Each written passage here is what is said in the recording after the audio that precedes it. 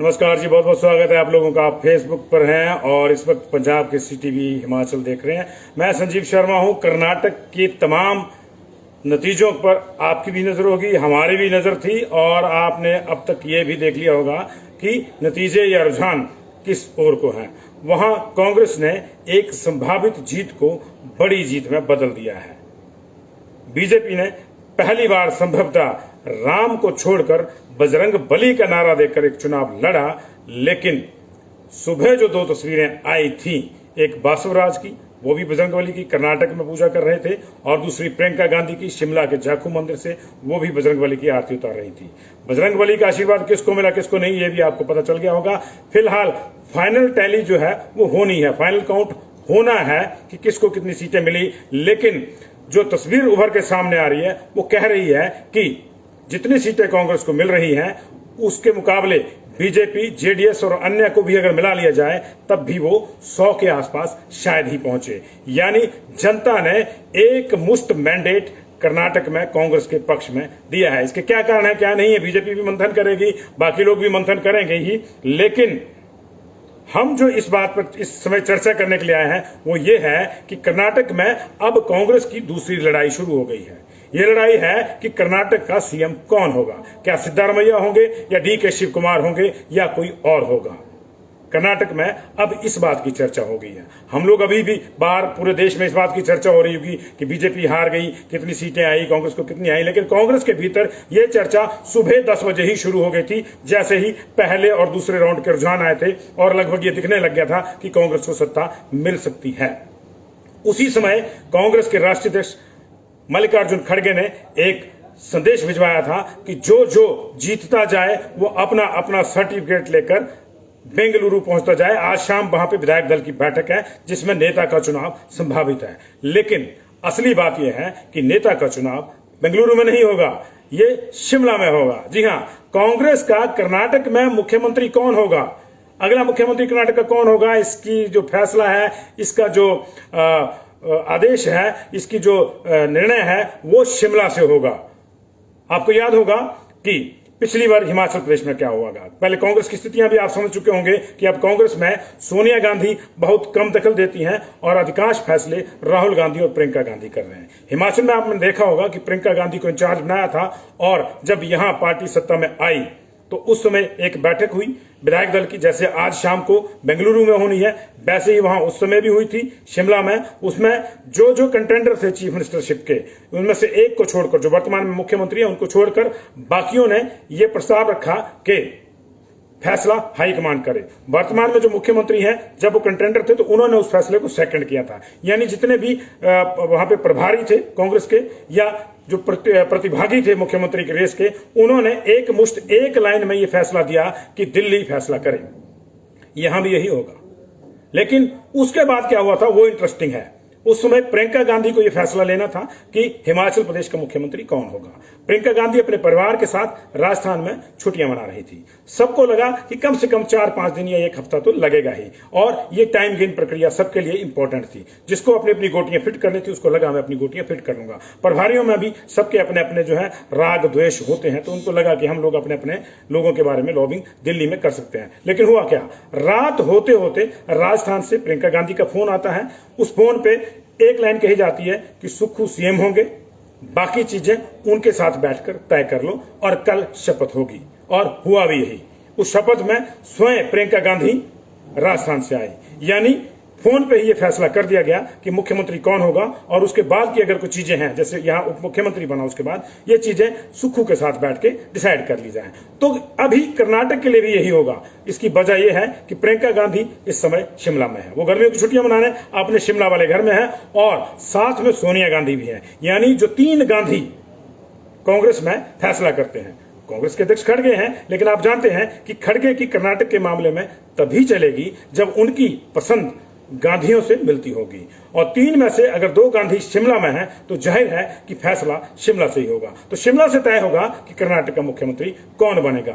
हां, इस बीच में एक और दिलचस्प चीज अगर आपने देखी होगी तो जो मैंडेट आया है वो इस तरह का आया है, जैसे मैंने पहले भी चर्चा करी, कि आप बीजेपी, जेडीएस और अन्य सबको मिला लें वो तब भी 100 के आसपास नहीं पहुंचते, जबकि बहुमत का आंकड़ा 113 है। यानी जोड़ तोड़ की तमाम संभावनाओं को मतदाताओं ने बड़े ही सलीके से राइट ऑफ कर दिया है, समाप्त कर दिया है उन्होंने।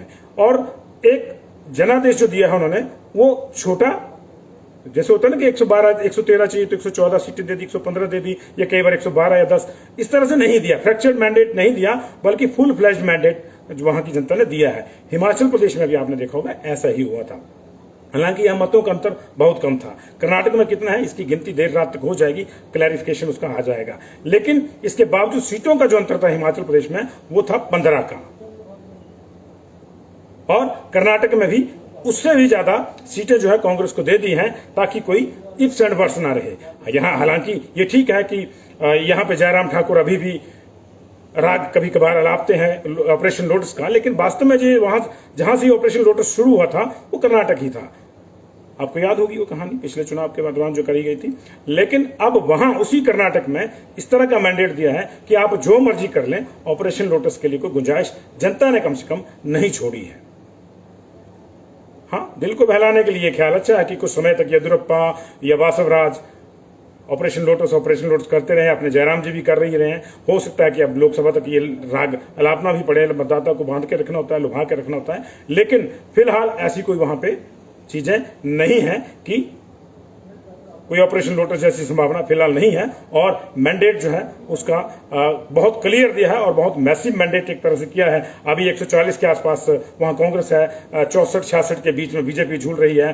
बीजेपी को वहां 39 to 40 सीट्स का नुकसान है, और जेडीएस को भी वहां 21 से 22 सीटों का नुकसान है, जबकि कांग्रेस को इतना ही लाभ है। अन्य में 6 चल रहे हैं जिसमें +3 है। तो आप देख सकते हैं इस पूरे मामले को कि मैंडेट किस तरह से दिया था। तो हुलब्बल हुआ वही कि कर्नाटक की कुर्सी पे कौन बैठेगा, इसका फैसला शिमला की ठंडी वादियों से होगा। कर्नाटक में भले ही अब सियासी गर्मागर्मी और 2-3 दिन तक जो है चरम पर रहेगी। कोई बड़ी बात नहीं है, कोई बड़ा आश्चर्य नहीं है कि 1 या 2 दिन में आप कर्नाटक में भी शपथ होते देख लें, क्योंकि कांग्रेस भी अब इस चीज को समझ गई है कि देर जो है वो दुरुस्त नहीं होती। उल्टा देर जो है इस मामले में कई बार महंगी पड़ जाती है, क्योंकि फिर बीजेपी का प्लान बी शुरू हो जाता है। हालांकि प्लान बी के लिए मतदाताओं ने वहां को गुंजाइश नहीं छोड़ी है। हाँ, इतना जरूर है कि इन 2 जनादेशों के बाद, हिमाचल प्रदेश का जनादेश और कर्नाटक का जनादेश, इन 2 जनादेशों के बाद बीजेपी को अब अपनी नीतियों में फिर से विचार करना होगा।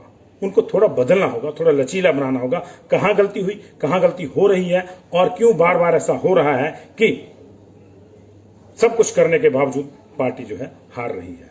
अब तो बार बार ही कहेंगे ना, 2 स्टेट आपने हार दी है। कर्नाटक को आप इसलिए भी इंपॉर्टेंट मानिए, 28 सीटें वहां लोकसभा की हैं, हिमाचल में तो 4 ही हैं, लेकिन वहां 28 है।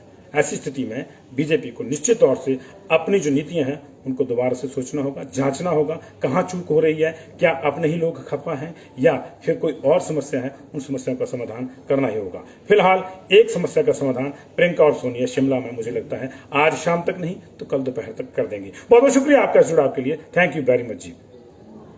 करमचंद भाटिया जी, आपका जो सवाल है, ये सवाल इसलिए भी मैं इसको वाजिब नहीं मानता क्योंकि जगत प्रकाश नड्डा को जो ऑलरेडी घोषित किया जा चुका है कि मई का जो चुनाव है, लोकसभा का जो अगला चुनाव है, वो तब तक अध्यक्ष बने रहेंगे। तो ये उनकी छुट्टी हो जाएगी या वो हो जाएगा। मुझे लगता है कि ये फिलहाल ये आधिकारिक रूप से इस प्रश्न पे जो है कोई उत्तर नहीं दिया जा सकता, क्योंकि आधिकारिक रूप से जगत प्रकाश नड्डा को बकायदा बीजेपी की बैठक में, कार्यकारिणी में जो है एक्सटेंशन दी गई है जून 24 तक। मई में चुनाव होगा तो जून 24 तक उनको एक्सटेंशन दी गई है, तो तब तक कुछ नहीं लगता मुझे। लेकिन हाँ, इतना जरूर है कि नड्डा के लिए थोड़ा चिंता का विषय इसलिए हो जाता है क्योंकि वो अपने घर में हारे, जबकि उनकी विरोधी पार्टी के जो प्रेसिडेंट थे, राष्ट्रीय प्रेसिडेंट मल्लिकार्जुन खड़गे, उनके अपने घर में कांग्रेस ने बहुत अच्छा प्रदर्शन किया। ये भी चीजें सोचनी होती हैं। अदरवाइज नड्डा और खड़गे में कई और समानता है। वो बतौर अध्यक्ष किस तरह से चलते हैं, कितनी उनको स्वतंत्रता है फैसला लेने की, ये चीजें छिपी नहीं है, ये चीजें आप जानते हैं। बहुत बहुत शुक्रिया आपका। यस संजीव सूद जी, आप बिल्कुल ठीक कह रहे हैं। हिमाचल में जो जीत हुई है कांग्रेस की, निश्चित तौर से उससे कार्यकर्ता बूस्ट हुए होंगे, और कांग्रेस अगर कर्नाटक में जीती तो थोड़ा और बूस्ट मिलेगा। जीत कहीं भी हो पार्टी की, कार्यकर्ताओं का जो उत्साह है वो बढ़ता है। अगर लगातार हार हो रही है तो हतोत्साहित होना जरूरी है। इसलिए मैंने कहा कि अगर आप 2 इलेक्शन बड़े हार जाते हैं, वो भी तब जब आपकी वहां पे सिटिंग गवर्नमेंट थी, आप रिवाज बदलने का नारा देते थे और रिवाज नहीं बदल पाए। कर्नाटक में भी वही रिवाज है जो यहाँ 1985 से, वहां भी 32 साल से वही रिवाज है कि जो एक बार आता है वो रिपीट नहीं कर पाता है। हालांकि एक ट्रेंड चल गया है सरकारों को रिपीट होने का कि आप चाहे ममता बनर्जी को देख लें, आप नीतीश कुमार को देख लें, आप बीजू पटनायक को देख लें, आप दिल्ली को ही देख लें। पहले शीला दीक्षित रही 3 टर्म, अभी केजरीवाल की है, दूसरी टर्म चली हुई है। तो ऐसा नहीं है कि सरकारें रिपीट नहीं हो रही है। खट्टर ने भी रिपीट करी है, बीजेपी में आप देख लें, उत्तराखंड में भी रिपीट हुई है, खट्टर ने भी रिपीट करी है।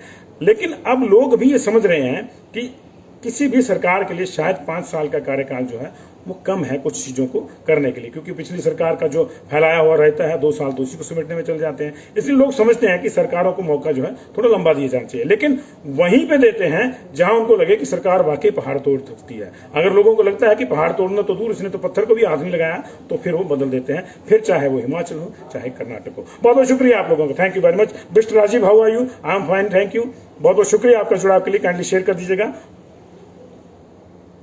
आपका कोई सवाल हो तो मैं उसको ले सकता हूं।